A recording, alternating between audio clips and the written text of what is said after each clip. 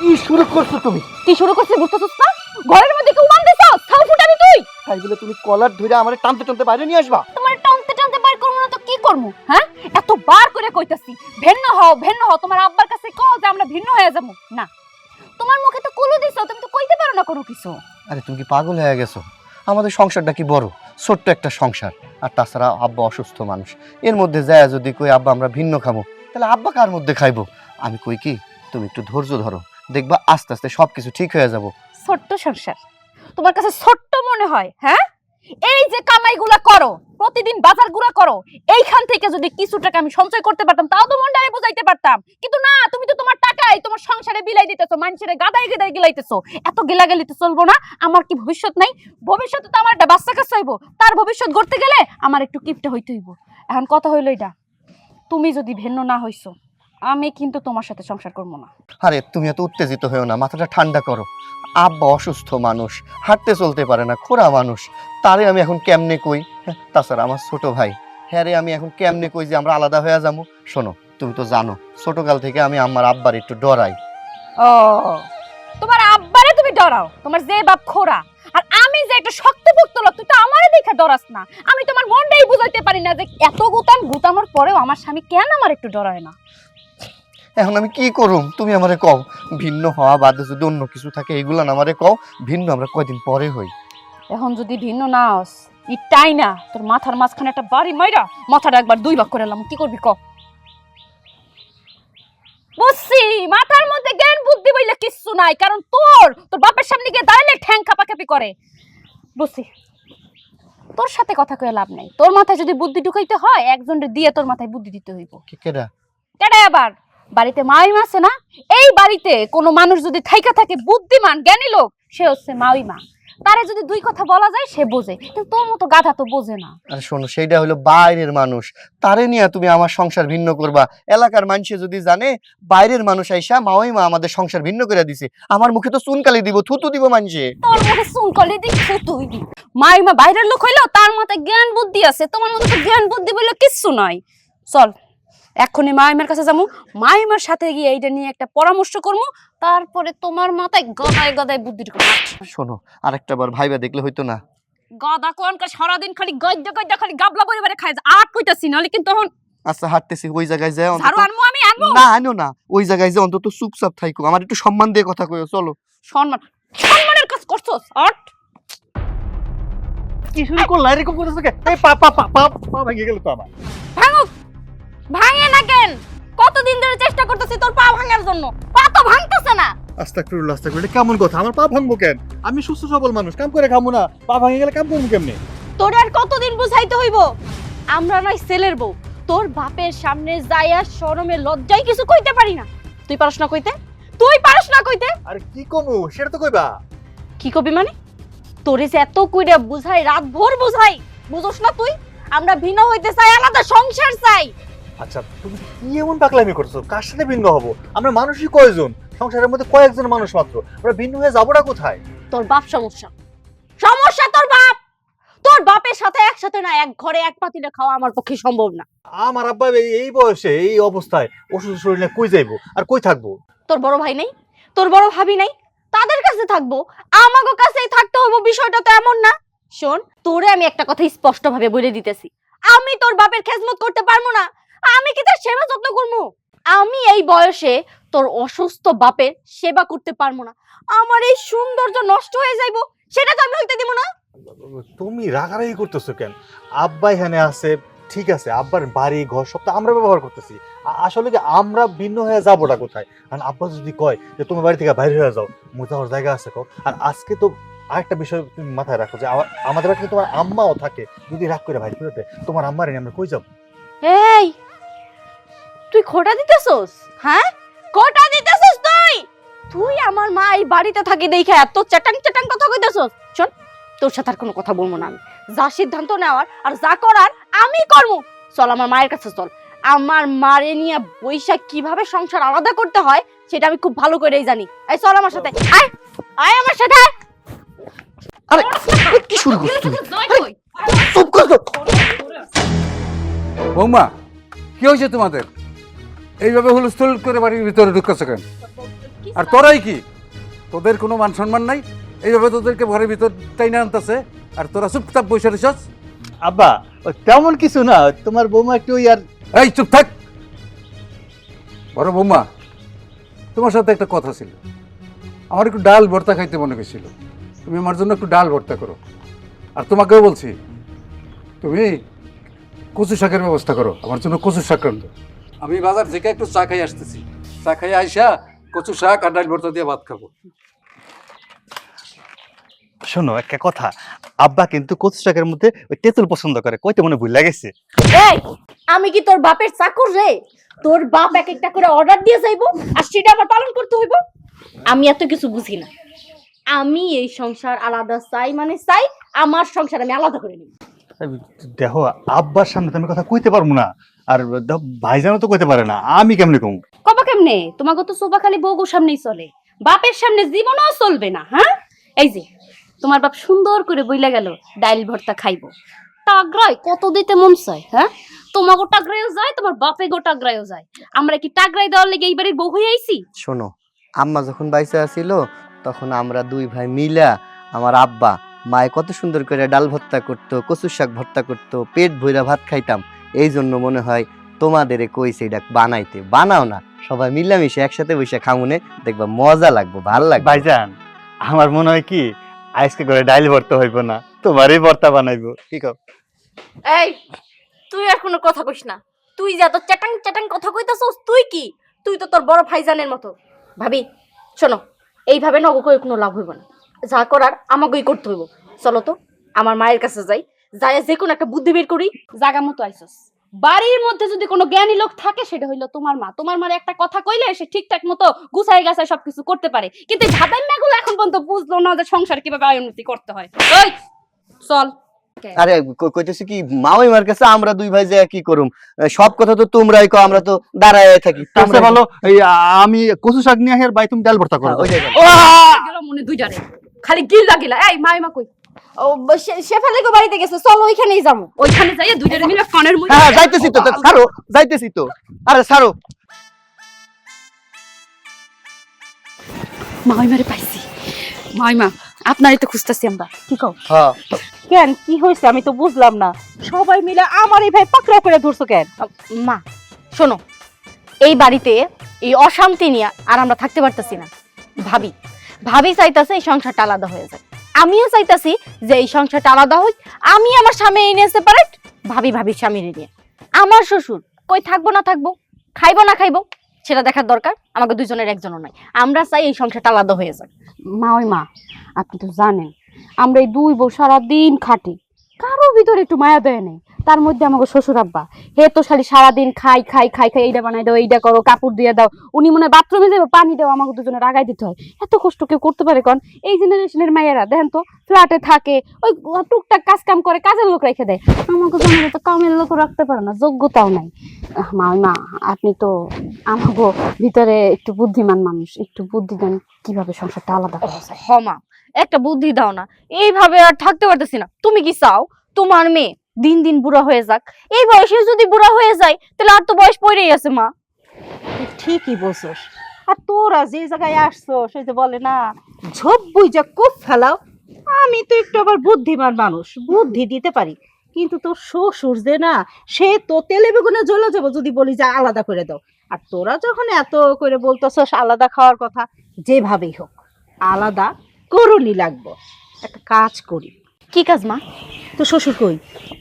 আমার শ্বশুর বাজারে গেছে। এই তো সুযোগ, তোদের দুই সংসারে খেতা বালিশ কাপড় চোপড় যা আছে সব নিয়ে দরজার সামনে বসে থাক। এটা কেমন কথা মাইমা? এগুলো নিয়ে বসে থাকলে তো আর আল্লাহ জ্বলে যাবো, এটি দিয়ে কি হইব? আরে বাবা রে, সুখের সন্তান পাইতে গেলে একটু কষ্ট করতেই হয়। এগুলো নিয়ে যখন বসে থাকবা, তোমার শ্বশুর আসবে, তখন বল কি ব্যাপার এগুলো নিয়ে বসে আছো কিসের জন্য? তখন আমি বলবো যে যেহেতু আপনার দুই ছেলের বউ একসাথে বনিবনা করতে পারতেছ না, খাইতে পারতেছে না, তাহলে আলাদা করে দেওয়াই ভালো। যেহেতু বনিবনা করে থাকতে পারে না, একসাথে খাইতে পারে না, চলতে পারে না, খালি ঝামেলা আর ঝামেলা করে, দরকার কি? আর ওরাও মুখ ফুটে আপনার কিছু বলতে পারতেছে না।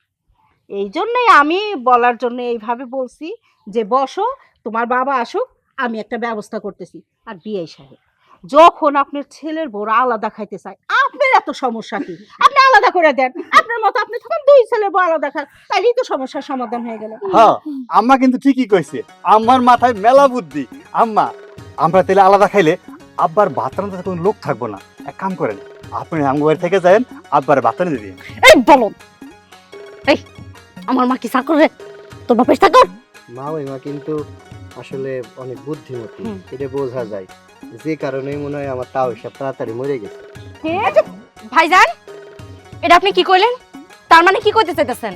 আমার মা আমার বাপের মারা ফেলছে, এত বড় কথাটা কইতে পারলেন আপনি? থাম থাম, আমি দেখতাছি এই বান্দরে আমি খাওয়ায় খাওয়ায় আর খালি দুমবুজ বানাই দিছি, মাথার মধ্যে কিছু নয়, বুদ্ধি তো একটু নয় মাথার মধ্যে। পারলি না তো সংসারটা আলাদা করতে, এখন যে একটু বুদ্ধি পাইছি এখন দিতে পেছ লাগায় না। ধন্যবাদ মা ওই মা, ধন্যবাদ। ভাই বেশি কথা কইও না, মায়ের খেয়ে মরে যাইবা। চুপ মা ওই মা, তাহলে এনে বেশি কথা কইয়া লাভ নেই, আব্বা আবার বাজারতে চলে যাবে, চা খাইতে তো 2 মিনিট লাগে। হ্যাঁ ছোট চল, তাড়াতাড়ি যাই, আমরা বিছনা খাতা বাইর করে সামনে যাই বই। চল। আচ্ছা ঠিক আছে, চল আসো মা। আট আডে না, দেখ আবার পিছের দিকটা। কি রে, তোদের শ্বশুর আসে না কিসের জন্যে? কিছুই তো বুঝতেছি না। আর এত ঝগড়াঝাটি করার দরকার নাই, সংসারে অশান্তি বাড়ানোর দরকার নাই, বুঝতে পারছস? আমার পা ব্যথা করতেছে, আমি বসে থাকি। এই দাঁড়া দাঁড়া দাঁড়া দাঁড়া, আরে এত করে বলতেছি এই বাড়ি থেকে যাওয়ার দরকার নাই, তোরা যে কেন কথা শুনতেছস না? এই যে বিআই সাহেব, আপনি একবার ঠিক সময় আসছেন। এই যে দেখেন, এরা লেপ কাঁথা নিয়ে সব যার যার মতো চলে যেতে চাইতেছে, তারা এই সংসারে থাকবে না যদি আপনি ভিন্ন না করে দেন। আমি এত চেষ্টা করতেছি আটকানোর, কিন্তু কিছুতেই পারতেছি না। আপনি একবার সঠিক সময় আসছেন, এখন আপনিই বলেন এদের কি করবেন, ভিন্ন করে দিবেন না ঝামেলা পোহাইবেন? কি বলেন বিএন সাহেব, আমি বাইচা থাকতে আমার পোলাপান ভিন্ন খাইব? এই রামজাদ, এদিকে আয়, এদিকে আয়। মনে করছ আমি খোরা দেখে আমার কি এখনো তোদেরকে শাসন করার ক্ষমতা নাই? যা, যা, ঘরে যা, যা, যা। যাইতেছে আব্বা। বিআই সাহেব, আমিও কি ভিতরে যাব? আপনি ভিতরে যাবেন? এই বাড়িতে আপনি যাইতে পারবেন না, এই ঘরে না, আপনি ওদিকে যাবেন, আপনার বাড়িতে যাবেন, যান। আপনি কইলেই হইলো? হ্যাঁ, আপনি কে? আমার মেয়ের জামাই যতক্ষণ পর্যন্ত আমাকে বলবে যে আপনি এই বাড়ি থেকে চলে না যান, ততক্ষণ পর্যন্ত আমি যাব না। আমি তো আপনার কথাই যাব না, আমি এই বাড়িতেই থাকবো এবং এই বাড়িতেই বসবাস করবো। শুনেন, দেখছো দেখছো কি বেহায়া, হ্যাঁ? তারপর ওই ঘরে থেকে ঢুকে গেল। আচ্ছা, দেখতাছি আমি বিষয়টা।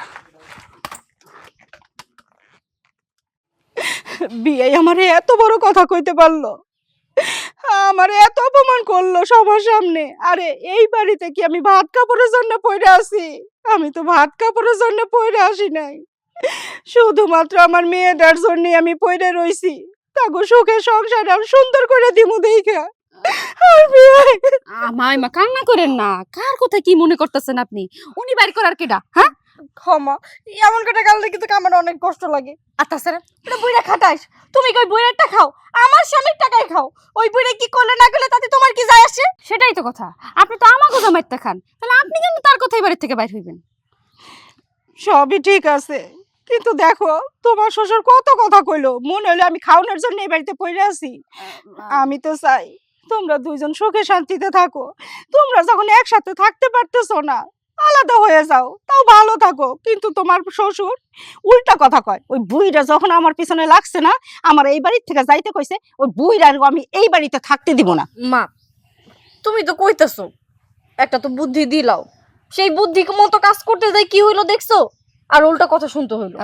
মা ওই মা, আপনি যেহেতু মুরব্বী মানুষ, আপনি ভালো বুঝেন কি করলে কি হইব। এখন আপনি যদি কান্নাকাটি করেন তাহলে তো আমাগো আর কোনো সমাধান হইব না।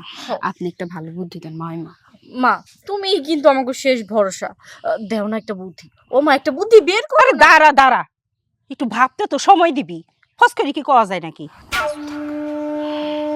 পাইছি, একটা বুদ্ধি পাইছি। কি মা? আরে শোন, মেয়েরাই পারে তার স্বামীরে ভুলাইয়া ভালাইয়া বসে আনতে, আর যদি একবার বসে আনতে পারোস তাহলে তো কোনো কথাই নাই, তোরা যা বলবি তোর স্বামী সেইটাই করতে বাধ্য। মা তোমার কথা আসলে বুঝলাম না।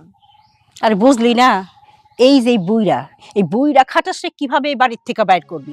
তোরা তো পারবি না, বাইর করতে হইব তোর স্বামী গদিয়া। কি ওরা বের করবো ওর বাবারে? যে পরিমাণ ভয় পায়, ভাবি বলো তো এটা কি কথা বলবো? এইটা তো কোনদিন সম্ভবই না, কারণ ওর বাপের সামনে গেলে দুইটা মিলে যে হারে কাঁপে, ওরা জীবন আব্বারে বাড়ি থেকে বাইর করতে পারবো না। আর ভেরে বাড়ি থেকে বাইর করলে কই যাইবো? আহারে বুঝতেই তো পারতেছস না, ওইভাবে বের করবো কে, বুদ্ধি দিয়ে বাইর করতে হইব। তোর শ্বশুর তো খুড়া, হ্যাঁ, অসুস্থ থাকে বেশিরভাগ সময়। উনারে চিকিৎসার কথা কইয়া চলে বলে কৌশলে এই বাড়ির থেকে বাইর করতে হইব। আর একবার যদি বাড়ির থেকে বাইর হয়, এক জায়গায় ফালাই দিয়ে চলে আসবা। মা, তুমি এটা কি করলা? এক জায়গায় যদি ফালাই দিয়ে আসে, উনি তো মারা যাইবো। মরে গেলে যাইবো, আরে নিয়ে আসবি বাড়িতে, খবর দিবি। কেউ যদি জিজ্ঞেস করে উনি অসুস্থ ছিল, মরে গেছে, আর যদি কয় বাড়ির থেকে কিসের জন্য গেছে, সেইটাও কবি। বাড়ির থেকে কেন বাইরে গেছে সেটাকে আমরা জানি। ওনার যখন যা মন চাই উনি তখন তো তাই করে। ছোট, আমার কি মনে হয় মার বুদ্ধিটা কিন্তু খারাপ না। মুরব্বী মানুষ একবার যদি ওই ডাক্তার দেখানোর কথা কয়ে বাড়ির থেকে একবার যদি বাইরে ফালানো যায়, উনি তো চাইলে আর বাড়িতে ফেরত আইতে পারবে না, যেহেতু পঙ্গু মানুষ। আর মইরা গেলে তো সমস্যা নেই, মইরা গেলে তো তোর আর আমার রাস্তা ক্লিয়ার। কি কষ্ট হ, ভাবি ঠিকই কইছো। এখন যেইভাবেই হোক আমাকে স্বামী করে বুঝাইতে হইব, বুঝাইয়া এমন এক জায়গায় ফালাই রাইখা আসতে হইব যেখান থেকে চাইলেও ফিরে আসতে পারবো না। সেইটাই। এখন তোর জামাইরে তো তুই বুঝাইতে পারবি, কিন্তু আমারটা তো ঠেড়া, ওরা তো পিড়ে পিড়ে বুঝাইতে হইব। আহা, এত ধৈর্য হারা হলে চলবো না তো। বলছি কি, স্বামী মন জোগাড় করতে হয়, আগে মন জোগাড় করো, তারপর দেখবে কি স্বামী তোমার আসল ছাড়া কিছুই বুঝবো না। বুঝবো নাই মানে সুন্দর মতো করে বুঝাম। হ্যাঁ, এমন আদর ভালোবাসা দেখাও, মেয়েরা পারে না এমন কোনো কাজ নাই। ঠিক আছে মা, তুমি যেটা কইছো সেটাই হইব। আজ থেকে আমাকে প্রথম টার্গেট স্বামী। হ্যাঁ, চলো চলো ভাই, মা আসেন, ভিতরে আসেন। এইবার মনে হয় বুদ্ধিতে কাজ হইব। এদিকে আসো। আবার কি হলো? তোমার মাথায় তো বুদ্ধি নাই। মা ওই মার মাথা থেকে কঠিন একটা বুদ্ধি আমদানি হয়েছে, এখন সেই বুদ্ধিটা বাস্তবায়ন করতে হইব। মামাইমার মাথা থেকে নতুন বুদ্ধি আমদানি হয়েছে, কার্যক্রম করতে হইব মানে কি? মনে তোমার বুঝতে পারতেছো না? শোনো, তোমার আব্বারে এক্ষুনি বাড়ির থেকে বাইর করে ফালাই দিয়ে আসবো। যাও। আমার আব্বারে আমি বাড়ির থেকে ফালাই দিয়ে আসবো কেমনে? কেমনে আবার? ছলে বলে কৌশলে তোমার আব্বারে ডাক্তার দেখানোর কথা বইলা ফালাই দিয়ে আসবা। এটা তুমি কেমন কথা কইতেছো? আব্বারে ডাক্তার দেখার কথা কইয়া ফালাই দিয়ে আসমু? হ্যাঁ, ফালাই দিয়াবা, এতে সমস্যা কি? আমার আব্বাটা মরে যাইবো? এই বলো দেই, মইরা গেলে তার জন্য সুবিধা রে। যদি মইরা যায় তাহলে আমাকে চিন্তা থাকবো না, ঝামেলা থাকবো না। চিন্তা করতে হইব না যে কখন আমার বাড়িতে আইসা উঠে। মইরা গেলে কবর দিয়ে ফালামু, ঝামেলা একবারে শেষ। ওই এটা তুমি কি কও? আমার আব্বা মরে গেলে আমি আব্বা ডাকবো কারে? এই বলো, আব্বা ডাকি কারে মানে? আমাগো পয় পোলাহান ওইলে যখন তোর পোলা হইব, ওই পোলারে তুই আব্বাকে ডাকবি। আমি তো বুঝলাম না, আমার পোলার আমি আব্বা ডাকবো নাকি আমার পোলা আমার আব্বা ডাকবো? এত কথা তো তোর কইতে কইনি। আর একটা কথা মনে পড়ছে, এখন যদি আমি আমার বাপের পোলা হইয়া আমার বাপরে ওই ফালাই দিয়ে আসি, কয়দিন পর যদি আমার পোলা আমারে ফালাই দিয়ে আসে? ও, বেশি বুঝো না। আমার কথা তোমার ভালো লাগতেছে না? শোনো, আমি তোমার একটা কথা কই। এই যে তুমি চাও না আমার সাথে সুখে থাকতে, আমিও তো চাই তোমার সাথে সুখে থাকতে, কিন্তু কাঙ্গ সুখের মধ্যে ওরকম একটা বাধা যদি থাকে, আমরা কেমন করে সুখী হমো কও? শোনো, আমি তোমার অনেক মানি না, তুমি একবার ভিন্ন হয়ে দেখো, তোমার আর মানবো না আমি।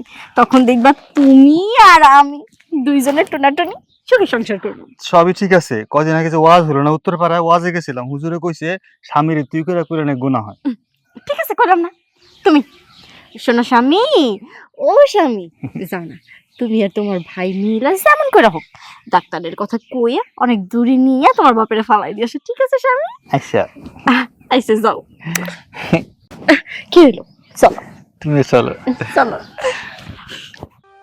কিরে বাজান, আমারে তোরা কইলে যাইতেছ? আব্বা, ওই তুমি তো অসুস্থ, এই জন্য তোমার একটা ভালো ডাক্তার দেখাই, যাতে তুমি সুস্থ হইতে পারো, তাই ডাক্তারখানা নিয়ে যাইতেছি। শুনছি গঞ্জে একটা ভালো ডাক্তার আইছে, এই ডাক্তারের চিকিৎসা নাকি খুব ভালো হয়।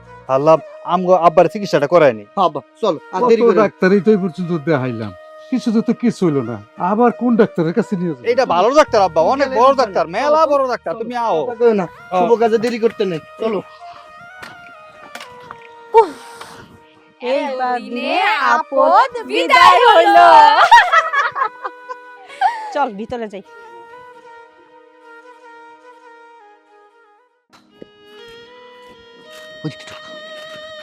কিরে বাজান, হ্যাঁ। তোরা কইলি আমারে ডাক্তারের কাছে নিয়ে যাবি, কিন্তু এটা দিয়ে আমার জঙ্গলে নিয়ে আইলি। আব্বা এটা তোমার লাগা জঙ্গল, কিন্তু আমার লাগা কিন্তু মঙ্গল, বুঝছো? তুমি আজকের থেকে এই জঙ্গলে থাকবা, আমাদের লগে আর থাকবা না। কি কাজ বাবা? এই জঙ্গলে তো বাঘ ভাল্লুক শিয়াল থাকে। ওরা এইখানে- মেলা দিন না খাইয়া আছে, এই লেগে ওই তো আমরা নিয়ে আইছি। কি কো ভাই? আব্বা এইটাই তোমার জন্য ভালো হইব, বাঘ ভাল্লুকের সাথে মিলামিশা থাকো, এইটাই তোমার জন্য ভালো, আমাদের জন্য ভালো। কি কাজ বাবা? চল আল্লাহ হাফেজ আব্বা, ভালো বাবা। থাকো। এই জঙ্গলে আমারে ফেলাই দিয়ে যাইস না বাবা, এই চল, আমারে বাঘ ভাল্লুক শিয়ালে খাইয়া ফেলাইবো। ওইটাই তোমার ভালো হইব। আমার লাঠি দুইটা দিয়ে যা বাবা। হায় আল্লাহ, এটা কি করলো আমার প্রমাণ? আমি এখন কই যাবো? এই জঙ্গলে তো আমারে বাঘ ভাল্লুকে খাইয়া ফেলাইবো। কেউ কোথাও আছে গো? ও আমারে বাঁচাও, আমি এখন কই যাবো? কেউ কোনো থাকলে আমারে বাঁচাও। আল্লাহ আল্লাহ, আমারে তুমি সাহায্য করো আল্লাহ, আমারে বাঁচাও আল্লাহ আল্লাহ।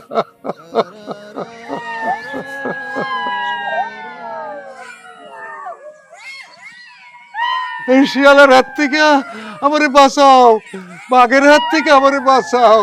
কি ব্যাপার? এই গহীন জঙ্গলে মানুষের শব্দ? আল্লাহ, কেউ কি নাই আমারে বাঁচানোর জন্য? হ্যাঁ তাই তো, ওই যে আরে আরে এখানে বাঘ শিয়াল ভাল্লুক থাকে, ওই মানুষটারে তো খায়া ফেলাবে।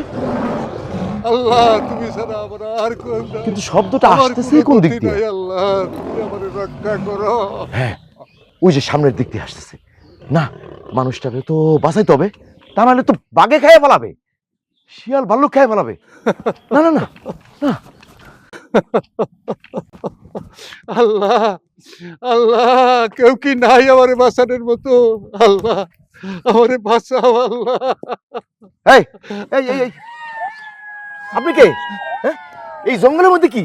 আরে এই জঙ্গলে তো বাঘ থাকে, ভাল্লুক থাকে, আবার ভয়ঙ্কর শিয়ালও আছে। এই জঙ্গলে আপনি কি করতেছেন? আপনার ঠিকানা কি? ভাই, আমার বাড়ি গফা করি, আমার নাম বশির দেওয়ান। আমার দুইটা পোলা আছে, ওই দুইটা পোলার বুদ্ধি সইনা আমার এই নাই জঙ্গলে ফেলাই দিয়ে গেছে। আমি একজন পঙ্গু মানুষ, আমি এখন কই যাব, কি করব ভাই? এই কি কইতেছেন আপনি? আপনার নিজের পোলা দুইটা আপনার এই জায়গায় ফালাই গেছে ওগো বউর কথা শুই না? ও ভাই, হায় হায়, এই কোন দুনিয়ায় আছি? আচ্ছা ঠিক আছে, আপনার আরো কথা শুনবো, কিন্তু আগে আমরা এই জঙ্গল থেকে বের হয়ে যাই, এখানে খুব রিস্ক আছে কিন্তু। উঠেন উঠেন উঠেন উঠেন, এই আস্তে আস্তে, সাবধানে সাবধানে। হ্যাঁ উঠেন উঠেন, এই হ্যাঁ, আস্তে আস্তে আস্তে আস্তে আস্তে আস্তে, হ্যাঁ চলেন। ওরে জমি রে জমি, কতদিন ধইরা আমার স্বপ্ন যে আমি তোরে বিক্রি কইরা ব্যবসা বাণিজ্য কইরা বড় লোক হমু, কিন্তু ওই আব্বার জন্য আমি পারি নাই। পথের কাটা আমি এখন সরাই দিছি, এখন তোরে বিক্রি কইরা ব্যবসা বাণিজ্য বড় করুম আর কোটিপতি হমু আমি। সালাউদ্দিন, এই জমিটা নিছি বুঝছো? আচ্ছা আচ্ছা, তুমি একটু কাস্টমার দেখো তো, এই জমিটা আমি বিক্রি করে দেবো। আসসালামু আলাইকুম। ওয়ালাইকুম সালাম। কে তুমি? কে তুমি মানে? আমি এই জমির মালিক, আপনি কে? পাগল টাগল নাকি? আরে না, পাগল হবো কেন? আমি বশির দেওয়ানের বড় পুত্র রোমেল দেওয়ান। আপনি বলছেন এই জমি বিক্রি করার জন্য উনাকে কাস্টমার দেখতে। এই জমির মালিক আমি, কাস্টমার দেখলে আমি দেখবো, আপনি কেন কাস্টমার দেখবেন? ধুর মিয়া! আমার হাতে হইলো এই জমির দলিল, আর তুমি কইতেছো মিয়া এই জমির মালিক তুমি না? এই দেখো, রীতিমতো এই জমির দলিল আমার কাছে। জমির দলিল আপনার কাছে হইলেই যে আপনি জমির মালিক, তার কিসের প্রমাণ আছে? হ্যাঁ এই যে দলিলটা দেখো ভালো করে, শিক্ষিত তুমি? হ্যাঁ শিক্ষিত। দেখো,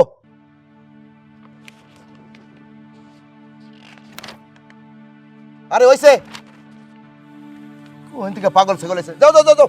এই সালাউদ্দিন, তাহলে তুমি ভালো একটা কাস্টমার দেখো, হ্যাঁ? আমি দেখতে। আরে দাম যদি একটু কমও হয় আমি ছেড়ে দেবো। আচ্ছা ঠিক আছে। শোনেন, কি? এই জমির মালিক আমি, আমার আব্বা পৈতৃক সূত্রে আমরা দুই ভাই এই সম্পত্তি পেয়েছি। এখন হুট করে আপনি এসে জাল দলিল দেখিয়ে আমাকে বলবেন যে এই জমির মালিক আপনি, এটা তো হতে পারে না। দেশে কিন্তু আইন কানুন আছে, আমি কিন্তু আপনাকে জেলের ভাত খাইয়ে ছাড়বো। আমার আব্বা আজ কতদিন হলো হারিয়ে গিয়েছে, তাকে খুঁজে পাচ্ছি না। শিয়ালে খেয়েছে না বাঘে খেয়েছে, মরে গেছে না বেঁচে আছে আমি জানি না। এই মিয়া কবিতাটা একটু বন্ধ করো না। জমির মালিক যদি জমি বিক্রি করে দেয় তাইলে আর পট্টিক থাকে না, বুঝতে পারলা? জমি জমি জমির মালিক বিক্রি করে দিছে মানে? আমার আব্বা নাই, আপনি কার কাছ থেকে আমার আব্বারে পাইলেন আর কেমনে জমি কিনলেন? তোমার আব্বা কে বা কাহারা সেটা তো আমি জানি না। বাংলা কথা শোনো, তুমি যে কইতেছো এই জমির মালিক তুমি, তাহলে এই জমির যদি তোমার কাছে দলিল থাকে তাহলে দলিল নিয়ে আমার বাড়িতে আইসো, তখন প্রমাণ হয়ে যাবে আমার দলিল জাল কিনা। ঠিক আছে? চলো, পাগল ছাগল কোথা থেকে আইছে। হাই হাই, আব্বারে জঙ্গলে ফেলাই থইলাম, তাহলে কি আব্বারে শিয়ালে বাঘে খাই নাই? আব্বা কি বাইসে উঠলো? জমি কি হারে লিখে দিল? না না, মাথায় তো কিচ্ছু খেলতেছে না, ঘুরতেছে, দুনিয়া ঘুরতেছে। ও জমি তোরে বিক্রি করতে পারবো না? হাই হাই, এত স্বাদের টাকা, বড় মাওইমার কাছে যাইতে হইব। এই একজন বুদ্ধিমতী মহিলাই আছে যে কিনা বুদ্ধি দিয়ে আমার এই জায়গা থেকে বাঁচাইতে পারবো। মাওইমা, মাওইমা, মাওইমা। আজকা যেমনি হোক তুই জাল্লা পাড়ায় যাইয়া ওই যারা জাল মারে না, মাছ ধরে, খবর দিয়ে নিয়ে আবি। এই পুরা পুষ্করির মাছ ধইরা সব বাজারে পাঠাবো। আমার কি মনে হয় জানোস, মিনিমাম 2 ট্রাক মাছ হবে এর মধ্যে। মাছগুলি বেচা শেষ হইলেই, হ্যাঁ মনে কর কয় বিঘা, 2 বিঘার তো হয়ে যাইব জমিটা না, মিনিমাম 8-10 লাখ টাকা তো পাবো না? সালাউদ্দি, এইবার কিন্তু আচ্ছা এই মাছ সহ এই পুকুরটা যদি বিক্রি করি কয় টাকা যাইতে পারে? এটা যাবে তো প্রায় 10 লাখ টাকার মতো তো যাবে। আসসালামু আলাইকুম চাচা। ওয়ালাইকুম আসসালাম, কে আপনি? চাচা, আপনি কোন পুকুরের কথা বলতেছেন?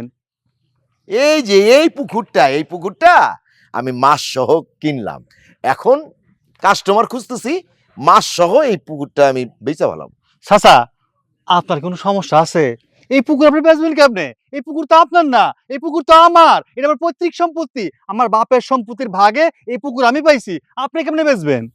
এ সালাউদ্দিন, জি দাদা, আরেক পাগলের সঙ্গে দেখা হইলো নাকি? তাই তো মনে হচ্ছে। এই আপনি কি কন?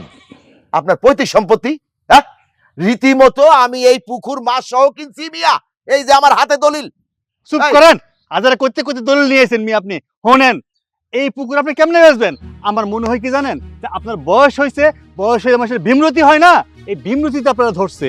আপনার অন্য কোনো পুকুর আছে বোধ হয়, আপনি ভুলবশত এখানে চলে আসছেন। আপনি আপনার এই লোকটার সাথে নিয়ে আপনার পুকুরে যান, আমার পুকুরের আশেপাশে আপনারা দেখতে চাই না, যান। চুপ করেন। আপনি কি শিক্ষিত? হ্যাঁ। এইটা নেন। আমি দলিল নিয়ে কি করুম? এই মিয়া শোনেন, এই দলিলে স্পষ্ট লেখা আছে এই পুকুরের মালিক বশির দেওয়ান, তার কাছ থেকে আমি এই পুকুরটা কিনে নিছি। তার পৈতৃক সম্পত্তি হতে পারে, কিন্তু বিক্রি হওয়ার পর কিন্তু আর পৈতৃক সম্পত্তি থাকে না মিয়া। দেখেন চাচা, আপনার উপর আল্লাহ রাসূলের দোহাই লাগে, আপনি উল্টাপাল্টা কথা কইবেন না। আমার আব্বা জীবিত থাকা অবস্থায় এই পুকুর কোনোদিন বিক্রি করে নাই। আমি জানি আপনি কই থেকে মিছামিছি দলিল না করতেছেন যে এই পুকুর নাকি আমার আব্বা আপনার কাছে বেচছে। আল্লাহ কোথার গজব পড়বে আপনার উপরে। আপনি মিছা কথা কইেন না, এটা আমার পৈতৃক সম্পত্তি, এই পুকুর দিয়ে আমার জীবন বদলে যাইবো। আমার পুকুর আপনি দখলদার দিতে পারেন না। এ সালাউদ্দিন, জি আমরা কি নাটক দেখতেছি? তাই তো মনে হচ্ছে। এই যে ভদ্রলোক সাহেব, আপনার আমি কই শোনেন, আপনার যদি এই পুষ্করির এই পুকুরের যদি দলিল থাকে তাহলে আপনার দলিলটা নিয়ে আমার বাড়ি আইসেন, তারপরে প্রমাণ হয়ে যাবে যে আমার এই দলিল জাল না আপনারটা জাল। ঠিক আছে, যাই। আসসালামু আলাইকুম। সালাউদ্দিন, চলো যাই। জি দাদা, চলো। আমার নামে দলিল নাই, আমি তো পৈতৃক সম্পত্তি পাইছি। ও চাচা, এটা কি কয়? ও আল্লাহ, আল্লাহ আমার উপর কি গজব পড়লো এটা? আমার আব্বা তো মরে গেছে, এই জমি পুকুর বিক্রি করলো কেনা? ও আল্লাহ, ভাই আমি তোমার লগে পরে কথা কব, আমি আগে পেঁচ ভাঙ্গা লই কি হয়েছে না হয়েছে। ও চাচা, চাচা গো, ওই আরে বাবারে, কার এত বড় সাহস? হ্যাঁ, এই বাড়ি এই জায়গা দখল করে, আগে আসুক না কে, আসলে পরে আমি ঠ্যাং ভাঙ্গা হাতে ধরাই দেব। আরে বাবা, তুমি শান্ত হও। আমার জমি, আমার জমি। আরে বললাম তো আমি আছি। আমার এলাকায় তুমি জানো না, আমার এলাকায় আমার কথা মতো না শুনলে বঘে মহিষে একসাথে জল খায় শুধু আমার কথার জন্য, তাছাড়া সব বন্ধ হয়ে যায়। তুমি চিন্তা করো না তো বাবা। আম্মা গো আম্মা, তোমার আবার কি হইছে? আমার সর্বনাশ হয়ে গেছে। কি হইছে? আব্বার বাগে যে পুকুরটা আমার পড়ছিল, ভাইজান তো কইলো জমি বাইরে নিব, পুকুর আমারে দিব। ওই পুকুরে মাছ ধরে বেচতে গেছি, এক লোক আইসা এক কইতাছে ওই পুকুর নাকি তার, মাছও নাকি তার, সে নাকি সব বেচে দিব। আম্মা আমি তো পথে বুঝে গেলাম। আচ্ছা, সালাউদ্দিন, জি দাদা। এই যে তোমারে আমি এই বাড়ির কথাই আমি বলছিলাম, বুঝছো? সালাউদ্দিন, জি, জমি বিক্রি করতে গেলাম, ওইখানে এক পাগল, মাছের পুকুর বিক্রি করতে গেলাম, ওইখানে দেখে একটা পাগল, আর এখন বাড়ি বিক্রি করতে আইছি। এখানে দেখে পাগলের মেলা। আচ্ছা, আপনাদের ফ্যামিলি কি সবাই পাগল? এই মেয়ে চুপ থাকেন, বেশি কথা কনকে। হ্যাঁ, আরে ওই যে কথাই আছে না, পরের জায়গা পরের জমি ঘর বাড়াইয়া আমি লই। আমি তো সেই ঘরের মালিক নই। কোথা থেকে উইরা ধুইরা আসছেন, আইসা বলতেছেন আমাদের পাগল। আরে পাগল তো হইছেন আপনি। কার জায়গা আপনি কে বিক্রি করতে আসছেন? আপনি কে? হ্যাঁ, আচ্ছা শোনো শোনো, বশির দেওয়ানকে তো আপনারা সবাই চেনেন। আমার আব্বা। ও। আমি বড় ছেলে। ও আচ্ছা আচ্ছা, মানে বশির দেওয়ানের আপনারা দুই ছেলে? হ্যাঁ। আচ্ছা, এখানে দেখেন আপনার বাবার রীতিমতো দস্তখত করা আছে। আমি কিন্তু মুখে কথা বলি না, দলিলে কথা বলবো। এই দেখুন, সবাইকে দেখান। লা হাওলা ওয়ালা কুওয়াতা ইল্লা বিল্লাহ। এবার আপনারাই বলেন, এই যে জমি বিক্রি করতে গেছি, মাছের পুকুর বিক্রি করতে গেছি, আবার এই যে এই বাড়ি বিক্রি করতে আসছি, আমার তো লিগেল আছে, আমি তো লিগেল আছি, তাই না? এখন আপনারাই বলেন পাগল কি আমি? না, এই জমি আপনার নেই, এই জমি আমাকে, আমার আব্বা আমাকে এই পৈতৃক সম্পত্তি দিয়ে গেছে, এই কাগজ ভাও এখন আপনার দেওয়া যাবে না, আপনি যান। আপনি যদি ওই দলিল নিয়েও যান, আমার তো কোনো সমস্যা নাই, কারণ ওইখানে রীতিমতো আমার সই আছে, আমার ছবি আছে, এবং আপনার বাবারও ছবি আছে। এই যে শোনেন, আপনার একটা কথা কই, আমার শ্বশুর মানে মারা গেছে, শুনে মারা গেলে মানুষ কেমনে করে জমি লিখে দেয়? বা আমরা জানি সে মারা গেছে, তা সে জমি লিখে দেয় না, এটা মিথ্যা কথা। আপনি সবকিছু সেটাই কথা, সেটাই। যে মানুষ মরে গেছে সে মানুষটা কবর তুইতে এসে আপনারা লিখে দেন, আর আপনারা সে জমি লিখে দিব কেন? আপনারা তো সে চিনেই না। হাতের লেখা নকল করেছে, হাতের লেখা নকল করেছে। জাল সই, জাল সই। Is the point. সুন্দর পয়েন্টে আপনারা কথা বলছেন। যেই ব্যক্তি মারা যায় সেই ব্যক্তি কিভাবে জমি লেখা দিতে পারে, তাই না? এখন আপনারাই চিন্তা করেন, তাইলে এই ব্যক্তি যদি মারা যাইতো, তাহলে এই দলিলটা কিভাবে আমাকে লেখা দিত, এই জমি পুকুর এই বাড়ি? আপনারা একটু চিন্তা করেন। ভাই সাহেব, জি জি, এখন দলিল ও জাল হয়। হ্যাঁ। এখন আপনি তো জাল দলিল আইনেও আমাদের দেখাইতে পারেন। আচ্ছা আচ্ছা আচ্ছা আচ্ছা, আমাকে কি আপনারা চিনেন? না, না চিনারই কথা। আমি জমিদার বংশের নাতি, আমার নাম চিস্তি শহীদ, ওই রসুলপুরে আমার বাড়ি। আর আপনারা হচ্ছেন বশির দেওয়ানের দুই ছেলে। তা আপনাদের বাবা কোথায় কি বললেন? আব্বা মারা গেছে। ও, আপনাদের আব্বা মারা গেছে। হ্যাঁ। কিভাবে মারা গেল? আব্বা কিভাবে মারা গেছে হ্যাঁ। আমি জানি না, ভাইজান জানে। ও হ্যাঁ, আব্বা মারা গেছে। হয়েছে কি, আব্বারে নিয়া অসুস্থ মানুষ, ল্যাংড়া মানুষ, চলতে পারে না, ভালো একখান ডাক্তার আসছে শহর থেকে, আমরা দুই ভাই চিন্তা করলাম আব্বারে চিকিৎসা করাই, নিয়ে গেলাম ডাক্তারের কাছে, ভালো মতো বসায় রাখছি, ডাক্তারের সাথে আলোচনা করতেছি, পিছন দিকে তাকায় দেখি আব্বা নাই। ভাইজান এমনি কইছে। আব্বা নাই তো নাই, তারপরে আমরা সবাই মিলে কত খুশি। থামেন! আর কত মিথ্যা কথা বলবেন আপনারা? আর কত? কি করিয়া পারলেন নিজের বাবারে ওই জঙ্গলে ফালাই দিয়ে আসতে? একটা বার কি ভাবলেন না আপনারা যে আপনারা সেই মানুষটার দুইটা সন্তান? যেই বাবা আপনাদের এত কষ্ট কইরা কোলে পিঠে কইরা মানুষ করছে, যেই বাবা নিজে না খাইয়া আপনাকে মানুষ করছে, আপনাকে লেখাপড়া শিখাইছে, আপনাকে বিবাহ করাইছে, আর সেই বাবারে আপনারা জঙ্গলে ফালাই দিয়েছেন বাঘে খাওয়ার জন্য, ভাল্লুকে খাওয়ার জন্য। আপনারা কি মানুষ?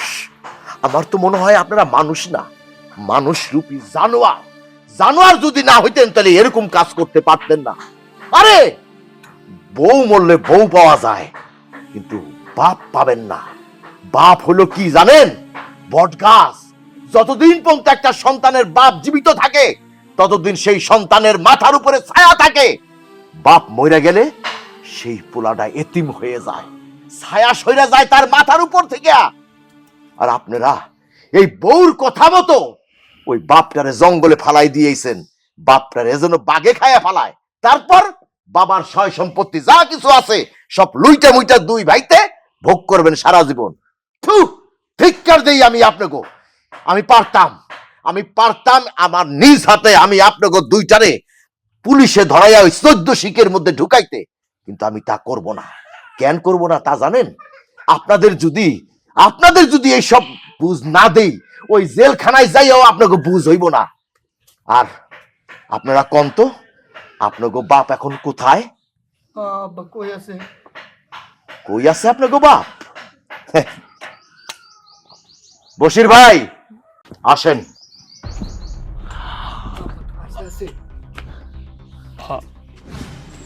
এই যে আপনাদের সেই হতভাগা বাপ, দেখছেন আপনারা?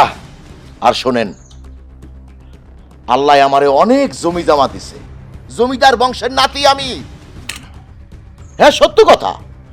আপনাকে বাপ তার সয় সম্পত্তি যা কিছু আছে সবকিছু আমার নামেই লেখা দিচ্ছে, এটা সত্য। কিন্তু এই দলিল আমার কাছে আমি রাখবো না, আমি আপনাকে ফেরত দেব। তাই সেই দিনই আপনারা মালিক হবেন। যতদিন পর্যন্ত বশির ভাই পয়সা আছে, এই বশির ভাইরে যেই ছেলে সেবা যত্ন করব, খাওয়াইবো, পড়াইবো, সেই ছেলেই এই দলিলের মালিক হইব। আমি আব্বা আব্বা এখন থেকে আপনি আমার সাথে খাইবেন। আব্বা, আব্বা না, আপনি আমার সাথে খাবেন। আব্বা চলেন, আপনি এখন থেকে আমার সাথে থাকবেন, আমার ঘরে খাইবেন, আপনার সেবা যত্ন আমি করব। না না কবিতা, এই বাড়ির বড় বউ আমি। আব্বা, আগে আমি আপনার সেবা যত্ন করছি, দরকার পড়লে আপনি যা যা খাইতে চাইবেন আমি তাই তাই খাবো, তো আমি সেবা যত্ন করবো আপনার। আব্বা না, তুমি কোথাও যাবা না, তুমি আমার লগে থাকবা। কি কও? আব্বা থাম তোমরা, আমি বড় বলে আমার লগে থাকবে তুমি। থামো তোমরা। আমি কারো কাছে যাইব না। তোমরা তো আমারে নিয়ে গেছো, জঙ্গলে ফেলাই দিছো বাঘে খাওয়ার জন্য, সিংহে খাওয়ার জন্য। তোমরা কি মানুষ না মানুষ?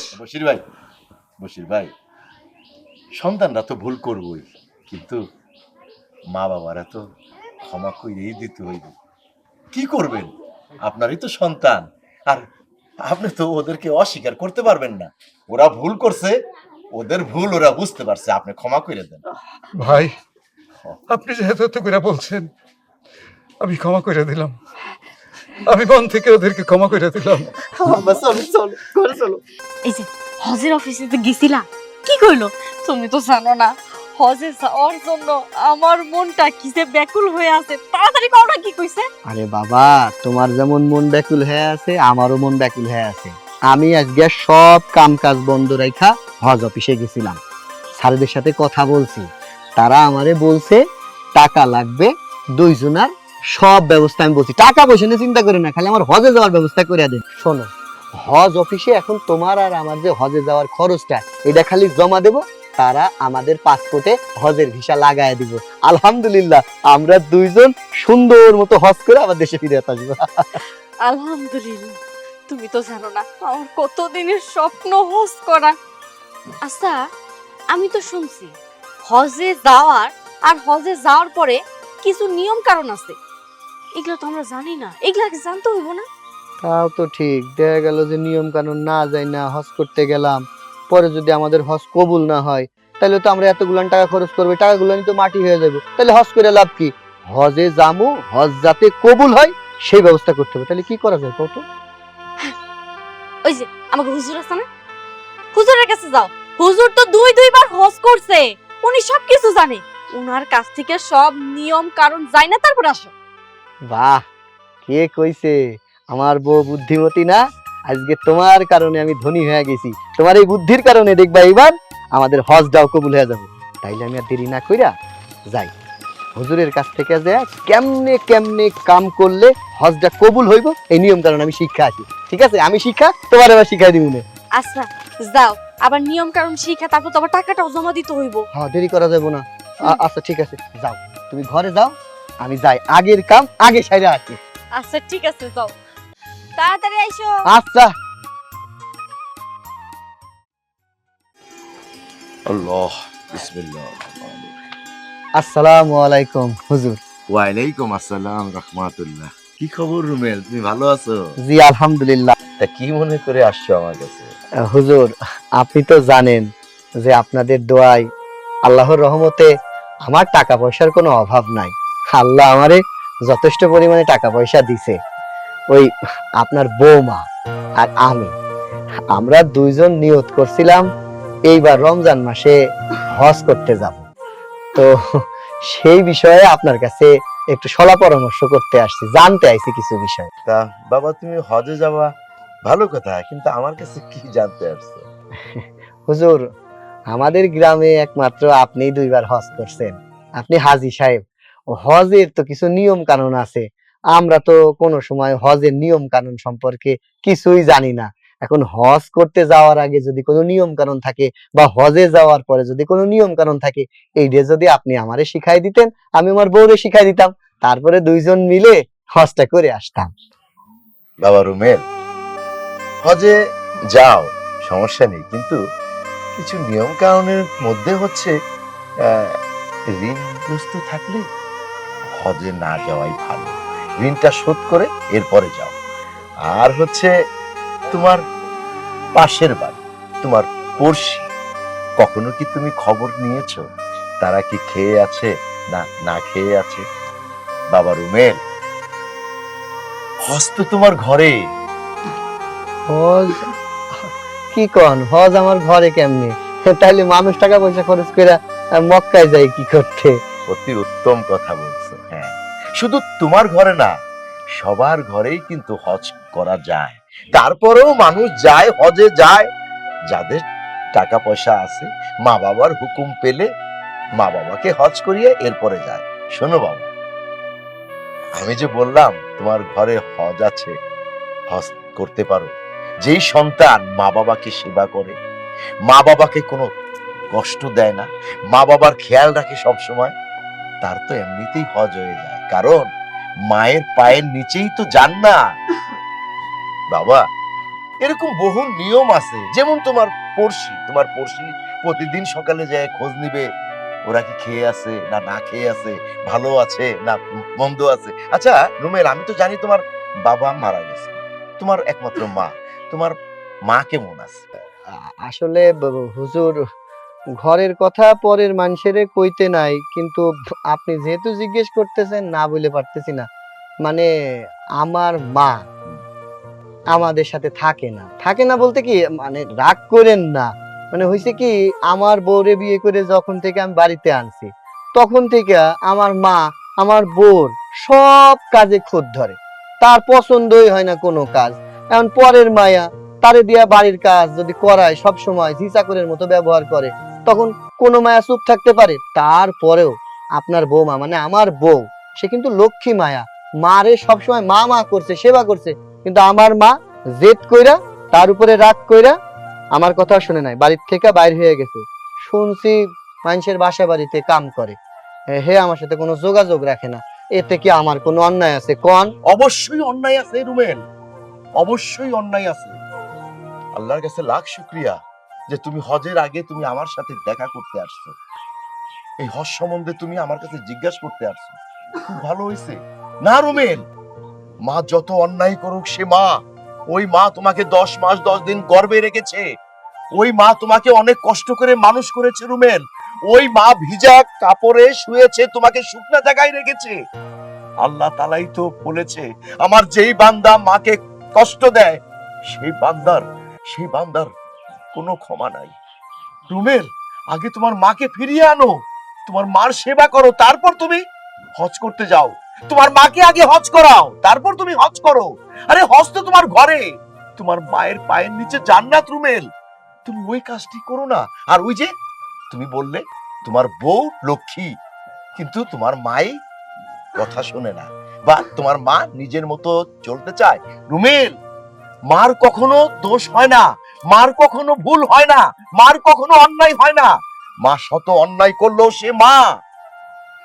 রুমেল, তুমি আমার এই কথাটা শোনো, তোমার মাকে ফিরিয়ে আনো, দেখবে তোমার মার সেবা করা শুরু করো, আল্লাহ তাআলা তোমার এই দেশে থাকতেই তোমার হজ আল্লাহ কবুল করে নেবে। মারে আবার ফিরে আনতে হইব, তারপরে মারে সেবা করতে হইব, তারপরে মারে হজ করাইতে হইব, তারপরে যে আমি হজ করুম। হ্যাঁ রুমেল, হ্যাঁ। আর তোমার হজে যেতেও হবে না। যদি তোমার মা খুশি হয়ে আল্লাহর দরবারে তোমার জন্য দোয়া করে, আল্লাহ সেটাই কবুল করে নিবে। হুজুর বলছি, এ ছাড়া কি কোনো উপায় নাই? মানে মিলাদ টিলাদ দিয়েও কি আমি হজ করতে যাইতে পারবো না? মাপ টাপ চাইলাম আল্লাহর কাছে। সারা জীবনও যদি তুমি আল্লাহর দরবারে হাত তুলে বসে থাকো, তবুও এটার ক্ষমা হবে না। এছাড়া আমি আর কিছু জানি না রুমেল। আমি শুধু একটাই জানি, মার পায়ের নিচে জান্নাত। এখন তোমার ভালো মন্দ তুমি দেখবে। তাইলে আর কি আমি আজকে আসি হুজুর। আসসালামু আলাইকুম। ওয়ালাইকুম আসসালাম। শোনো, যাচ্ছ যাও, শেষবারের মতো আমার মুখে একটা কথা শুনে যাও।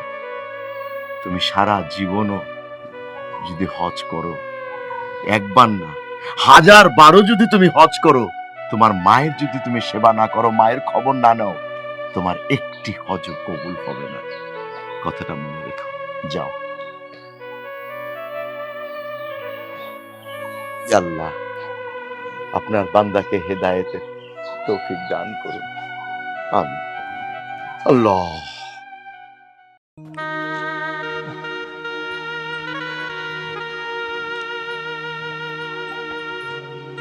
আসসালামু আলাইকুম ভাই, ওয়ালাইকুম আসসালাম। কেমন আছেন? ভালো না। ভালো না কেন? আপনি হজ যাচ্ছেন, আপনার তখন ভালো থাকার কথা। সব ঠিক আছে, হজে যাচ্ছি সেটাও ঠিক আছে, হজের টাকাও রেডি, তোমার ভাবিও নিয়ত করেছে, আমিও নিয়ত করেছি। কিন্তু দুঃখের কপাল কি জানো? কি হয়েছে? আমি গেছি আমাদের এই যে হাজী সাহেব হুজুর, ওনার বাড়িতে। আমার বউ তোমার ভাবি কইলো, শোনো আমরা যে হজে যাব, আমরা যে হজে যাচ্ছি, হজের নিয়ম কানুন তো আমরা কিছু জানি না। হ্যাঁ সত্যি কথা তো, হজে করতে অনেক নিয়ম কানুন লাগে, নিয়ম কানুন জানা লাগবো। তারপর তাই গেছিলাম ওই হাজী সাহেবের কাছে, মানে হুজুরের কাছে, হজের নিয়ম কানুন জানতে। ওমা, হুজুরের কাছে কইলাম আমার নিয়ম কানুন শিখাই দেন। সে কয় হজ নাকি আমার ঘরের মধ্যে। পরে শুনলাম আমার বাপ নেই, আমার মারে সেবা যত্ন করতে হবে, সেবা যত্ন করলেই নাকি আমার হজ হয়ে যাবে, তাছাড়া নাকি আমার হজ হবে না। এটা কোনো কথা কও তো ভাই? এটা তো আসলে, হ্যাঁ আমি ছোট থেকে শুনে আইছি হজ করলে নাকি সৌদি আরব যাইতে হয়। কিন্তু হ্যাঁ, যার বাপ মা বাইসে আছে, সে যদি বাপ মা সেবা করে তার হজ কবুল হয়। বাপ মা সেবা করলে কবুল হজের সব পাওয়া যায়। আর বাবা মায়ের পায়ের নিচে নাকি সন্তানের বেহেশত। বলা শেষ হয়েছে? হ্যাঁ।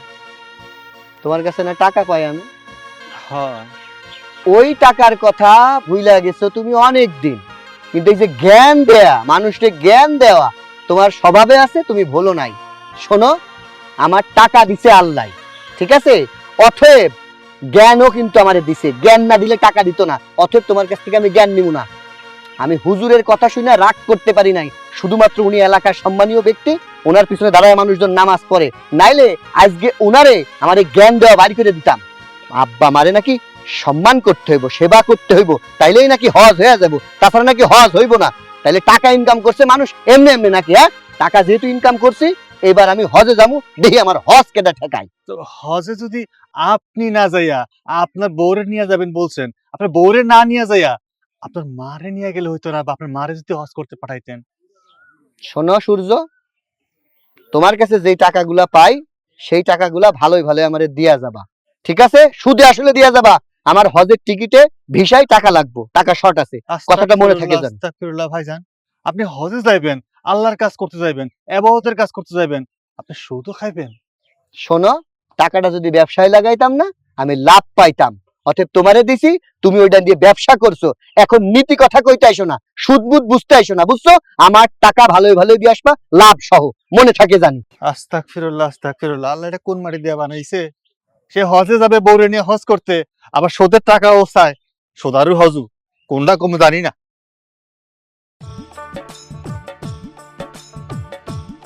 বাবু, বাবু কি করতেছো? কাম কাজ করে একটু রেস্ট নিতেছিলাম। বউ শুনছো, আমগো এলাকার রুমিল ইস্তেক আছে না, ওই যে একটু পয়সাওয়ালা, ওই রুমিল ইস্তেক তার বউরে নিয়ে হজ যাইবো। কি কও, হজে যাইবো? হ্যাঁ। ও মা, যাক, তাইলে তো তাকে মনের আশা পূর্ণ হইতেছে। দূর, কি কও না কও, মনের আশা পূর্ণ হবো কেমনে? হ্যার মা খায় ভিক্ষা কইরা, মাইসের বাদ কাম কইরা, হ্যাঁ যাবো হজে, এর হজ কবুল হবো নাকি? ওমা হজ কবুল হইব না কিসের জন্য? হজ কবুল হইব, হজে গেলেই হজ কবুল হইব, কিন্তু টাকা পাবো কই? টাকা পয়সা তো অভাব নাই, টাকা পয়সা তো বহুত আছে, কিন্তু মনুষ্যত্বের অভাব। আরে যেই লোকের এত টাকা পয়সা আছে, সেই লোকের মা যদি মাইসের বাদ কাম কইরা খায়, ভিক্ষা কইরা খায়, আর সে হজ করে লাভ হবো কি কও? বউরে নিয়ে হজ যাইবো, এটা কি কত কথা? সি সি সি সি সি সি, এটা তো ঠিক কাম করতেছে না।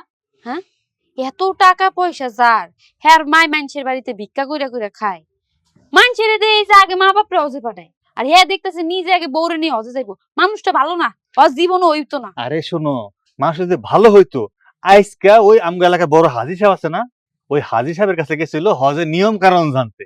হাজি সাহেব নাকি সত্যি কথা কইছে, কইছে আগে মায়ের সেবা করো, মায়ের সেবা করলে মায়ের যে দোয়া আইব সে তাইতে তোমার হজ কবুল, হজের সব পাইবা। সে এই কারণে রাগ করে ফিরে আইছে। আমি যখন সত্যি কথা কইলাম, তো হুজুর তো ঠিকই কইছে, মায়ের পায়ে নিচে সন্তানের বেহেস, মায়ের সেবা না করে হজ করে লাভ হইব কি, বেহেস পাইব নাকি? সে উল্টা আমার উপর রেগে গেল, আরো কইলো, এই তুই আমার কাছে টাকা ধার নিছস না, আমার টাকা ফেরত দিবি, লাভে আসলে দিবি, সুদ খাইবো, সুদ খাইবো, হজ যাইবো। শুনছো কথা? শুনো, ওইসব বড় লোক হজ জীবনও হইতো না, আল্লাহর কাছে কবুল হইতো না। এগো কথা শোনার থেকে না শোনা অনেক ভালো। এত দূর থেকে আইছো, খাবা না তুমি? আবার খাওয়ান দাওয়ান পরে হইব না, একটা কাম করলে কেমন হয়? আচ্ছা, এই লোকটার এই টাকা ফেরত দেওনি ভালো, যেমনি হোক কাম করো, তোমার কানে জিনিসটা তো বেশি, আমি লোকের টাকা দিয়ে দিই, আমার টাকা হইলে তোমার বানাই দিব। আমার কানের জিনিস মনে সস্তা? তুমি আগের বার আমার গলার চেইনটা বিক্রি করছো, আমার আব্বাই দিছিল। কই এই টাকা দিছো তুমি? আমার চেইনও বানাই না, টাকা দেওয়ার নামে খবর নেই, কানেরটা তোমার আমি দিতে পারবো না। আচ্ছা তাইলে এক কাম করি, বিয়ার সময় যে তোমার মা আমার সালামি হিসেবে আন্ডে দিছিল, ওইটা বেচে টাকা দিয়ে দেই। তোমারটা তোমারে দিতে, তোমারটা যেমন তো তুমি তাই করো, আমারটা আমি দিতে পারবো না। আচ্ছা ঠিক আছে, সেটা তাই করুম না। আচ্ছা একটা কাম করো, ঘরে খাওন বাড়া আছে, তুমি যা একটু খাও, আমি একটু রুমে রুমে মাল লগে দেখা করবো। আচ্ছা ঠিক আছে, যাও, দেরি করো না, তাড়াতাড়ি আয় পড়ো কিন্তু। আচ্ছা আচ্ছা। খালা। আরে বৌমা, তুমি কেমন আছো? ভালো আছি, তুমি কেমন আছো? ভালো আছি। খালা, এগুলো কি শুনতাছি? এগুলো শোনার পর তোমার পান নিচে মাটি সরে যেতেছে। কেন বৌমা, কি শুনতেছো? কি হয়েছে? শুনলাম আপনার পোলা নাকি মেলা টাকার মালিক, বউরে নিয়ে নাকি ভালোই আছে, কিন্তু খালা আপনি মানুষের বাড়িতে কাম করে খান, চাইয়া চিনতে খান। কেন আপনার পোলা চাইলে কি পারে না আপনারে রাখতে, তার লগে ভালো মন্দ খাওয়াইতে? এ কেমন পোলা? বৌমা, আমার পোলার কথা কইও না, আমার পোলাটা ভালোই আছিল, কিন্তু যেই বাড়িতে বউ আনলাম, আমার পোলাটারে ফুসলাই ফুসলাই খারাপ বানাই ফেলাইছে। আমি কারো কোনো দোষ দেই না বৌমা, দোষ দেই আমার কপালের। আমার কপাল খারাপ দেখেই তো আজকে মানুষের বাড়ি কাম করে বেড়াই। হা খালা, তুমি কান্না করো না তো, তোমার কান্না দেখলাম আমার অনেক কষ্ট লাগে। কেমন বেয়াদব পোলা, বউ পাওয়ার সাথে সাথে মারে ভুলে গেছে। এই পোলার হজ দিব নইব? শুনলাম হে নাকি হজে যাইবো আর বউরে নিয়ে। মারে হজ না করে আগে বউরে নিয়ে হজ করবো, এই হজ তো জীবন হইব না। মার হক নষ্ট করে হজ করবো, ওই পোলার হজ তো জীবনে জীবনে জীবনে আল্লাহ কবুল করবে। বৌমা কি কইলা? আমার পোলা হজে যাইবো? আলহামদুলিল্লাহ, আলহামদুলিল্লাহ। আল্লাহ তুমি আমার পোলার মনের আশা পূরণ করো। আমি খুব খুশি হয়েছি বৌমা, আমার পোলা হজ করব। ওর অনেক আশা মনের, ওর মনের আশা জানি পূরণ হয়। খালা, যেই পোলা তোমার খোঁজ খবর নেয় না, টাকা পয়সা দেয় না, তোমার সঙ্গে রাখে না, বউ পাইয়া তোমারে ভুলে গেছে, সেই পোলার জন্য তুমি এখনো দোয়া করতেছো? কেমন মানুষ তুমি, কও তো খালা? বৌমা আমি তো মা, পোলাপান যতই খারাপ হোক, মা কোনোদিনও বরদোয়া করে না, সবসময় পোলার ভালোই চায়। আমি মানুষের বাড়ি কাম করি, কষ্ট করি, তাতে কি আমার পোলা জানি কষ্ট না করে? আমি জানি আমার কথা তুমি এখন বুঝবা না, যেদিন মা হইবা সেদিন বুঝবা। খালা, তোমারে দেখলে খালি মার কথা মনে পড়ে। আমার মায়া তো আমারে তোমার মতো করে ভালোবাসে, কিন্তু মার খোঁজ খবর ঠিকঠাক মতো নিতে পারি না, আফসোস লাগে। গরিব মানুষ তো, মারে কইতে কি ব্যবস্থা করে দিন, কিন্তু তোমার পোলার তো সামর্থ্য আছে, তোমার পোলার তো উচিত ছিল তোমার খরচ খরচা বহন করা। তুমি কেন মানুষের বাড়িতে কাম করবা কও? কেমন একটা পোলা, আমি যদি সামনে পাইতাম কোনোদিন চড়াই ওর গালটা লাল করে না দিতাম। না না, ওই কথা কইও না। আমার পোলার গায়ে যদি আঘাত লাগে সেটা আমার কলিজায় লাগবো। আমার পোলা তো ব্যথা পাইবো না, আমি বেশি ব্যথা পাবো। আরে খালা থাক, কাইন্দ না। তোমার পোলা হজে যাইবো, শুনছই তো, খুশি হয়েছে যেহেতু খুশিই থাকো। তবে হ্যাঁ, তোমার পোলা যদি কোনোদিনও বিপদে পড়ে ওই পোলারে কোনদিন ধরতে যায় না, ওইরকম পোলা থাকার থেকে না থাকা অনেক ভালো। খালা, তোমার পোলা আমার বাড়িতে রয়েছে, আমার যাইতে তোমরা জানানোর জন্য আইছিলাম, যাই না। আচ্ছা যা মা রে, তুমি যত চাই কও, আমি মা, আমি কোনোদিনও পোলার খারাপ চাই না। আমি খারাপ থাকি, কষ্টে থাকি, তাতেও আমার কোনো সমস্যা নাই। আমার পোলাটা যেন ভালো থাকে আল্লাহ। ও হজ করবার যাবার চাইছে, ওর মনের আশা তুমি পূরণ করো। আমি ওর জন্য অনেক অনেক দোয়া করি, অনেক অনেক দোয়া করি।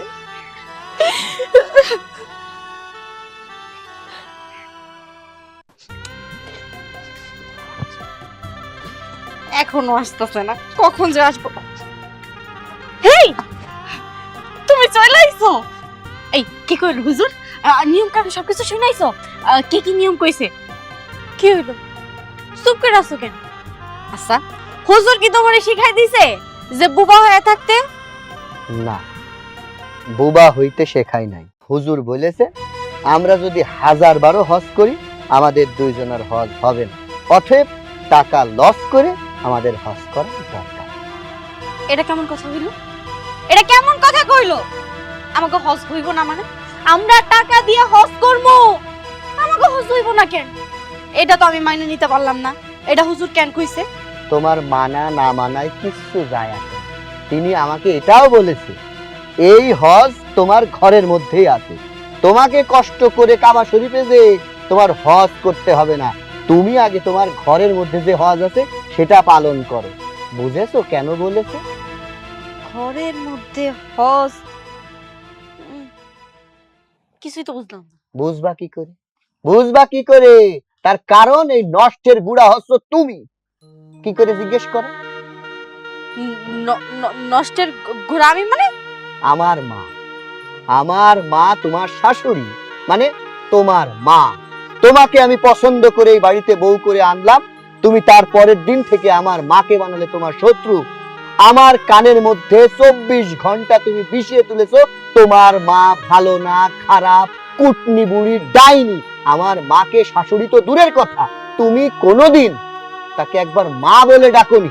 সে চোখের জল ফেলতে ফেলতে এই বাড়ি থেকে দূর হয়ে গেছে, মানুষের বাড়িতে এখন থালা বাসন মেজে চারটে খায়, ভিক্ষা পর্যন্ত করে। আর এই কথা হুজুর আমাকে বলেছে যে নিজের মায়ের পায়ের নিচে নাকি সন্তানদের জান্নাত, সেই জান্নাতকে আগে ঠিক করো, তাইলেই তোমার হজ হবে, তাছাড়া এহকালে তোমার হজ হবে না। হুজুর এইসব কইছে না? হুজুর এইসব কইছে? হুজুরে তোমার মা কান পড়া দিছে, তাই হুজুর এইসব কথা কইছে। হ্যাঁ, আমার মা তো খাইয়ে দেয় কোনো কাজ নাই, হুজুরির পিছ পিছ ঘুরে বেড়াইছে। শোনো, হাদিস কালাম বলে একখান কথা আছে, বুঝছো? আজকে আজকে তোমার কারণে তুমিও নিয়ত করছো, আমিও নিয়ত করছি, এই নিয়তের কোনো মানে নাই। এখন লক্ষ লক্ষ কোটি কোটি টাকাও যদি দিই না, এই হজ হইব না। ওই পাড়ার সূর্য যে আমার কাছ থেকে সুদ করে টাকা নিচ্ছে, সে পর্যন্ত বলছে যে আমি যদি আমার মায়ের সেবা যত্ন না করি তাইলে এই হজ কোনোদিন তোমার আমার হইব না, হইব না, হইব না। বুঝতে পারছি, বুঝতে পারছি। ওই হুজুর তোমারে খুব ভালো করে ব্রেন ওয়াশ করে দিছে, যাতে কইরা তোমার মারে এই বাড়িতে নিয়ে আসে। তুমিও তো সেটাই চাইতেছো না? তোমার চাওয়া আমি চাওয়াইতাছি, আগে ওই হুজুর রে কতক্ষণ কই আসি। চলো আমার সাথে হুজুরের কাছে। আমি যাইতে পারবো না, আমি যাইতে পারবো না। তোমার মতো ঝগড়াকে মহিলারে নিয়ে আমি এখন রাস্তায় রাস্তায় যে দায়িত্ব মান সম্মান ছিল সেটা শেষ করতে পারবো না। এই রুমেন, তুই যদি এখন আমার সাথে না যাস তাহলে তোরে আগে খুন করবো, তারপরে আমি হুজুরের কাছে যাবো। চল আমার সাথে। আস্তাগফিরুল্লাহ, নাউজুবিল্লাহ। যে নারী তার বিবাহিত স্বামীকে তুই তুকারি করে কথা বলতে পারে, সেই নারীর দ্বারা সব সম্ভব। সে তার শাশুড়িকে তো মা বলে মানবে না, এটাই স্বাভাবিক। এলাকার মানুষ এখন আমার মুখে থামা ঘষা বাদ আছে, সেটাও ঘষে দেয়। দেখ, তোর মতো মানুষের মুখে ঝামা ঘষাই না। তোর থেকে তো এলাকার মানুষ ভালো আছে, তারা অন্তত আমারে দেখা ভয় পায়। তুই পাস না। এখন কি তুই যাবি নাকি ঘর থেকে ঝাড়ুটা নিয়ে আসতে হবে? যাব। আল্লাহ, এই হুজুর দাঁড়ান। নাউজুবিল্লাহ, আস্তাগফিরুল্লাহ। আসসালামু আলাইকুম ওয়া রাহমাতুল্লাহি ওয়া বারাকাতুহু। ওয়ালাইকুম আসসালাম। হুজুর, আপনি আমার স্বামীরে কি কইছেন? হ্যাঁ, কি উল্টাপাল্টা কথা কয়ে তার মাথাটা খাইছেন? নাউজুবিল্লাহ। মা, তুমি এইগুলো কি বলতেছো? আমি কোনো উল্টাপাল্টা কোনো কথাই তোমার স্বামীকে বলিনি। আমি যা সত্য সেটাই আমি শুনিয়েছি। কি সত্যি কইছেন আপনি? কি সত্যি কইছেন? আমরা হজ করলে হজ হইব না, আমার শাশুড়ির আমি বাড়িতে রাখি নাই, তারে বাড়িতে নিতে হইব, নানান ধরনের কথাকে আমার স্বামীর মাথাটা বিগড়ায় দিছেন। এখন আবার কইতেছেন কিছুই কর নাই। না মা, না, তুমি আমাকে ভুল বুঝতেছো। মা শোনো, সে তার সন্তান, তার মা এখনো জীবিত আছে, তাই আমি তাকে এই কথাই বলেছি, বাবাজি তুমি যদি হজ করতে যাও তাহলে আগে তোমার মাকে ফিরিয়ে আনো, মার সেবা করো। মা যদি খুশি হন তাহলে তুমি যদি হজ করো, সেই হজ হয়তো আল্লাহ তাআলা কবুল করবেন। এইটুকুই আমি তোমার স্বামীকে বলেছি মা। এটা কেমন কথা? উনি বাড়িতে না এলে আমরা হজ করলে সেটা কবুল হইব না? মাগো, তোমার বিয়ের আগে তুমি ছিলে তোমার বাবার বাড়ি, এখন তোমার বিয়ে হয়েছে, তুমি এসেছো তোমার শ্বশুর বাড়ি। এখন তোমার আপন মা বাবা কিন্তু পর, এখন তোমার আপন হচ্ছে তোমার শাশুড়ি, সেই হচ্ছে তোমার মা। এখন তুমি যদি তোমার শাশুড়িকে সেবা যত্ন না করো মা, তাহলে তো তুমিও জাহান্নামী হবে মা। মাগো, একটা কথা মনে রেখো, একদিন কিন্তু তুমিও মা হবে। সেই সময় যদি তোমার ছেলের সাথে বা তোমার মেয়ের সাথে এরকম ব্যবহার হয় তার শ্বশুর বাড়ি থেকে, তখন তখন তোমার কাছে কেমন লাগবে? আর ধরো তুমি তোমার ছেলেকে বিয়ে করালে, তোমার ছেলের বউ যদি তোমাকে এরকম অত্যাচার করে, বাড়ি থেকে বের করে দেয়, তখন মা, তুমি একটু চিন্তা করো তো, তখন তোমার কাছে কেমন লাগবে? ঠিক তেমনি তোমার শাশুড়ি অনেক কান্না করতেছে, অনেক কষ্ট পাইতেছে, আর তোমার শাশুড়ি যদি হাঁক দেয় তাহলে কিন্তু তোমার স্বামী কখনো সুখী হবে না, আর তুমিও সুখী হবে না মা। তোমরা জাহান্নামের আগুনে জ্বলবে। আরেকটা কথা মা, এই যে তোমার স্বামী হজ করবে, আসলে একজন হজ করবে সেই সময় যখন তার কোনো দিকেই কোনো পাপের ছোঁয়া থাকবে না। যেমন ধরো, ঋণী ব্যক্তি হজ করলে তার হজ হয় না, এবং কোনো সন্তান যদি তার মা বাবাকে অবহেলা করে, সেবা যত্ন না করে, বা ধরো তোমার ঘরের সাথে তোমার পড়শির খবর না নেয়, মানুষের সাথে ভালোবাসা না থাকে, মানুষকে ঘৃণা করে, অহংকার থাকে, হিংসা থাকে, সেই ব্যক্তি হজ করলে তার হজ হয় না মা। তোমার স্বামী হজ করবে, আমার কাছে আসছিল, সে বলছে হজের কি কি নিয়ম। আমি জাস্ট তোমার স্বামীকে এইগুলোই আমি শিখিয়েছি মা, এর বেশি কিছু না। মাগো, একটা কথা মনে রেখো, সকল সন্তানেরই কিন্তু জান্নাত তার মায়ের পায়ের নিচে। এই কথাটা তো সবার স্মরণ রাখা উচিত। তোমার স্বামী তোমার শাশুড়িকে বাড়ি থেকে বের করে দিছে, বা তোমার শাশুড়ি দুঃখ পেয়ে সে আরেক জায়গায় আছে, তোমার শাশুড়ি কান্না করতেছে, আর এইদিকে যদি তোমার স্বামী হজ করতে যায়, তোমার স্বামীর হজ তো কখনো কবুল হবে না মা। মাগো, এখনো সময় আছে, মনে রেখো প্রত্যেকটা সন্তানেরই জান্নাত তার মায়ের পায়ের নিচে। হুজুর, আসলে আপনি যেভাবে কইছেন সেভাবে কখনো চিন্তা করেই দেখিনি। আমি হজ করতে চাইতেছি, কত টাকা খরচ করে হজ করব, অথচ আমার ঘরে জান্নাত ছিল, সেই জান্নাতটা আমি পায়ে ঠেলে দিছি, অবহেলা করছি, দিনের পর দিন ধরে আমি কষ্ট দিছি, শেষ পর্যন্ত বাড়ি থেকেও বের করে দিছি। আমি এত পাপ করছি, আর আমি কিনা হজ করতে চাইতেছিলাম। সত্যি তো, সত্যি আমার হজ তো কবুল হইতো না। আমি যদি আমার জান্নাতরে আমার ঘরে না রাখি, আমার হজ করে কি লাভ? ওগো, আমি তোমার সাথে অনেক খারাপ ব্যবহার করছি, তোমার না বুঝে অনেক কথা কইছি, কি থেকে কি করে ফেলাইছি, আমার ভুল হয়ে গেছে, তুমি আমার মাফ কইরা দাও। হুজুর, আমি আপনার কথা দিতেছি, আজকের পর থেকে আমি কারোর সাথে খারাপ ব্যবহার করবো না, আমার শাশুড়ির সাথেও না। তারে আমি নিজের মায়ের মতোই ভালোবাসবো, নিজের মায়ের মতোই আগলে রাখবো। আর সবসময় চেষ্টা করবো 5 ওয়াক্ত নামাজ পড়ার জন্য। সবকিছুর পরে যদি ওই উপরাল আমার ভাগ্যে রাখে তাইলে আমি হজ করতে যাব। ইনশাল্লাহ মা, মাশাল্লাহ, তোমার মুখে এইসব কথা শুনে আমি খুব খুশি হয়েছি এবং আল্লাহ তাআলাও কিন্তু খুশি হয়েছেন মা। মাগো, এখন থেকে তোমার শাশুড়ির সেবা করো, তারপর তোমার শাশুড়িকে খুশি করে যদি তোমার শাশুড়ি হজ করতে যায় ভালো, না গেলে তোমার শাশুড়ির হুকুম নিয়ে তোমরা স্বামী স্ত্রী দুইজন হজ করতে যাও, ইনশাল্লাহ তোমাদের হজ আল্লাহ অবশ্যই কবুল করবেন। হুজুর, আমি আপনারে কথা দিতাছি, আমরা যেরকম হজের নিয়ত করছি না, একলগে হজ করো, আমার মারেও আমাদের সাথে হজ করতে নিয়ে যান। আমিন আমিন। হুজুর, তো একটা কথা, আপনি কিন্তু হজের নিয়ম কারণ সবকিছু আমাকে শিখাই দিবেন। ইনশাল্লাহ মা, তোমার শাশুড়িকে ফিরিয়ে আনো, তারপর আমি তোমাদের বাড়িতে যে সব বলে দেব, কোনো চিন্তা করো না। তবে মা, ওই যে যা বললে 5 ওয়াক্ত নামাজ পড়বে, পর্দার সহিত চলাফেরা করবে, দেখবে আল্লাহ খুশি হবে। চলো তাড়াতাড়ি। আসসালামু আলাইকুম। ওয়ালাইকুম আসসালাম রাহমাতুল্লাহি ওয়া বারাকাতুহু। মাশাআল্লাহ, ইয়া আল্লাহ, আপনি ওদের সুখী করেন। ওরা ওরা ভুল বুঝতে পেরেছে, আপনি ওদেরকে হেদায়েত দান করেন। আমিন। মা, মা, মা, মা,